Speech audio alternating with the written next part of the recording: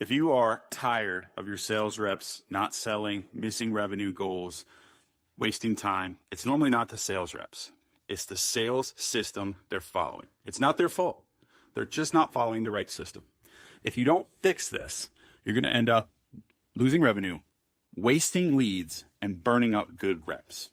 Today, I'm going to show you how to make your sales team into a sales machine.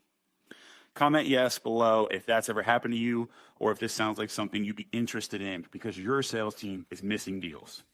The first thing we want to look at, the sales system itself. They normally lack structure. There's no actual system. It's just we're winging it.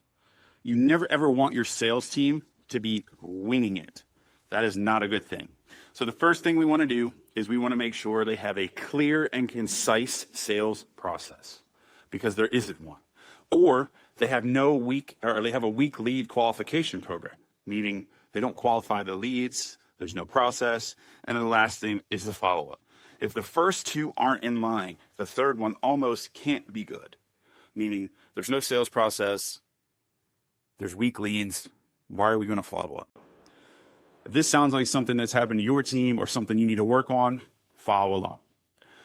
The three pillars that I've used to help turn around sales teams are very, very simple. Pillar number one, we are going to have an actual sales process.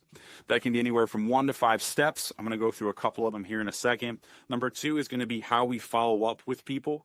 And number 3, the most important one in my opinion, is lead qualification. How do we determine if the people we're talking to are the right people?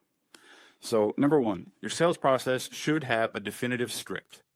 If it doesn't have a script and it doesn't have a step-by-step how-to process, every single one of your sales reps is going to make it their own process. If they are not a champion rep or they haven't experienced high levels of sales or they're just winging it, giving them a process and a framework and a guideline and what to do and what to say will result in much higher returns. The exact same thing is true for the follow-up process. That should be a documented, step-by-step, scripted, timed out system. The last thing is lead qualification. Lead qualification gets a little bit hairy because it's tough to qualify leads, but we can look at your data, figure out which leads convert best, convert highest, or convert fastest, and then we want to funnel those leads to your top sales rep. Really, really important that you give your best leads to your best reps because it's a business decision. If they close the most deals at the highest amount of money, we want to give them the best opportunities to do that so our business can grow. And then if your weaker reps can survive that, perfect, then they've earned the right to have the great leads. Normally, your best reps will have their own sales system that they follow, their own follow-up protocol. And they don't really qualify leads, they're just grateful to get.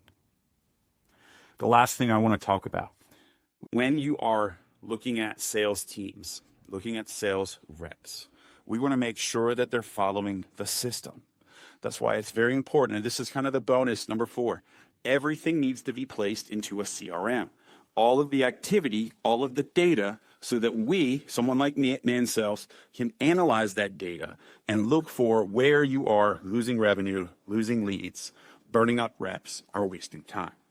This is going to be the first video in a series of videos that I'm doing about how to turn your sales team into a sales machine. Follow along, comment below, subscribe, more videos on the way.